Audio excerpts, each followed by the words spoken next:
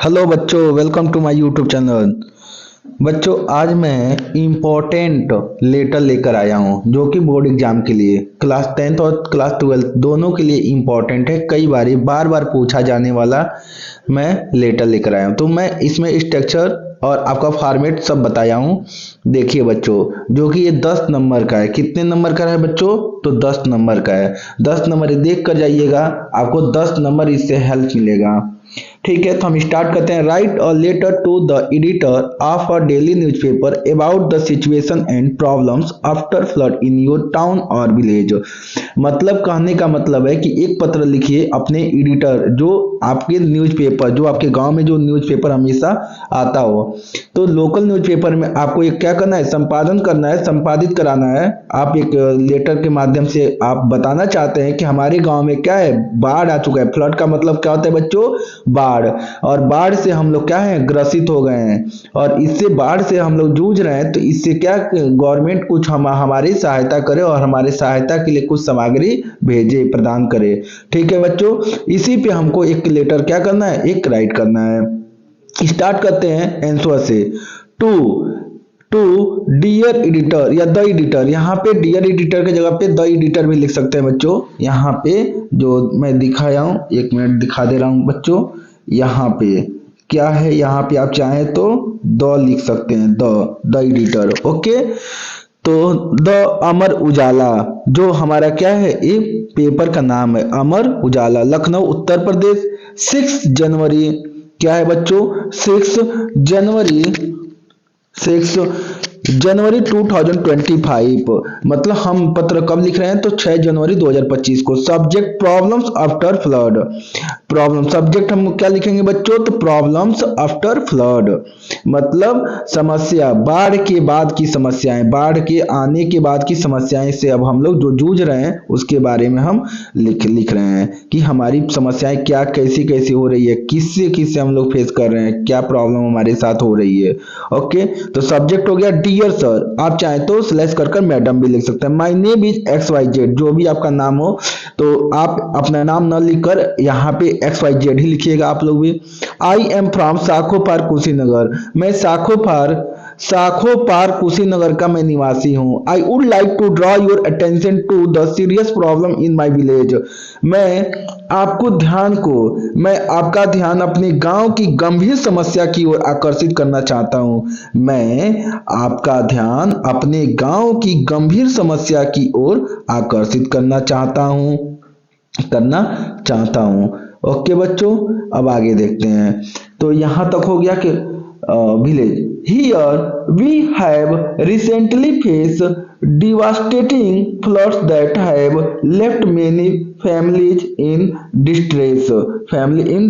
मतलब कहने का मतलब है बच्चों, यहाँ हमने हाल ही में विनाशकारी बाढ़ का सामना किया है। हाल ही में विनाशकारी बाढ़ का सामना किया है, जिससे कई परिवार संकट में है। कई परिवार क्या है बच्चों? तो संकट में है। ओके, यहाँ पे देखिए, तो डिस्ट्रेस का मतलब होता है कई परिवार। यहाँ पे फैमिलीज का मतलब एक परिवार नहीं, कई परिवार। कई परिवार क्या है?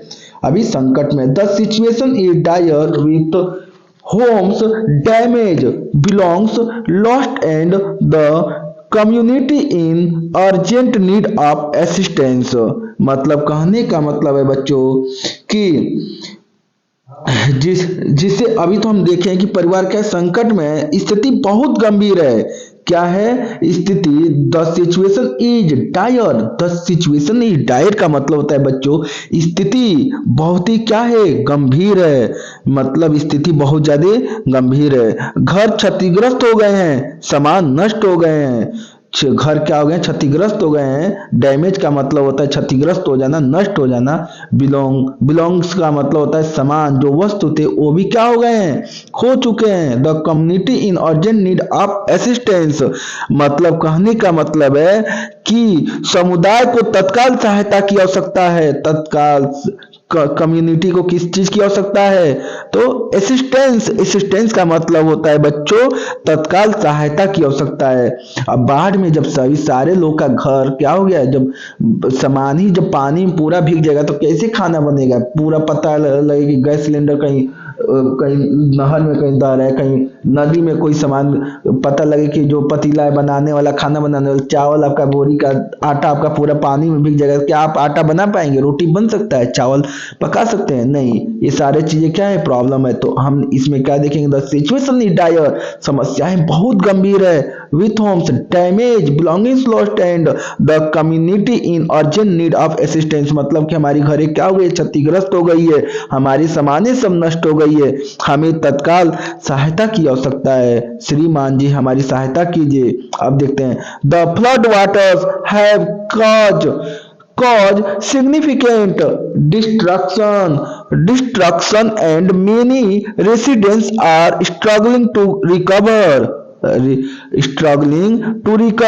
रिकवर का मतलब होता है पुनः ठीक होने का, मतलब कवर करना, रिकवरिंग का बात हो रही है यहाँ पे बच्चों। तो देखिए कहने का मतलब बाढ़ के पानी से, पानी ने बहुत ज्यादा तबाही मचाई है। क्या मचाई है? बाढ़ के पानी ने बहुत ज्यादा तबाही मचाई है और कई निवासी इससे उभरने के लिए संघर्ष कर रहे हैं। इससे रिकवरी पाने के लिए क्या कर रहे हैं? संघर्ष कर रहे हैं। स्ट्रगलिंग का मतलब होता है बच्चों संघर्ष करना। We need immediate support from local authorities and organization to help us rebuild our lives।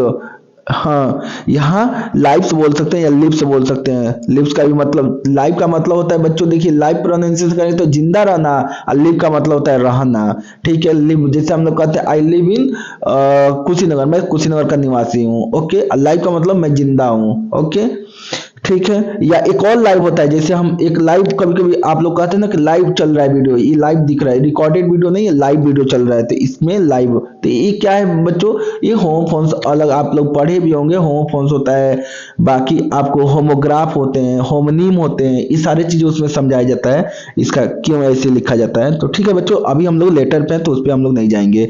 ठीक, आगे देखते हैं। तो हम देखेंगे कि we need immediate support from local authorities and organization to help us rebuild our lives, या lives दोनों बोल सकते हैं। ठीक है बच्चों, अब आगे देखते हैं। कह रहे हैं कि यहाँ पे कि अभी क्या है, हमें अपने जीवन को फिर से पटरी पर लाने के लिए स्थानीय अधिकारियों और संगठनों से तत्काल सहायता की आवश्यकता है। हमें अगर जीवन को फिर से, अपने जीवन को फिर से पटरी पर लाने के लिए स्थानीय अधिकारियों और संगठनों से तत्काल सहायता की आवश्यकता है। तत्काल सहायता की, और इमीडिएट का मतलब होता है बच्चों तत्काल आवश्यकता है। I urge everyone to come together and assist those in need during this challenging time। मतलब क्या है बच्चों, अब देखिए, मैं सभी से आग्रह करता हूं कि वे इस चुनौतीपूर्ण समय में एक साथ आए। चुनौतीपूर्ण में क्या है, चुनौतियों, इस समय जो बहुत चुनौतीपूर्ण समय में एक साथ आए। मैं आग्रह करना चाहता हूं, मैं आग्रह करता हूं, या चाहता नहीं हूं, आग्रह करता हूं। आई देखिए, आई अर्ज का मतलब आग्रह करता हूं, एवरीवन सभी से, कि टू कम, इस हमारे क्या करें, इस चुनौती भरी, चुनौतीपूर्ण में, जो मतलब इस चुनौती नहीं कहते, चैलेंजिंग, बहुत बड़ी चैलेंजिंग है, इसको कैसे तुम फेस करोगे।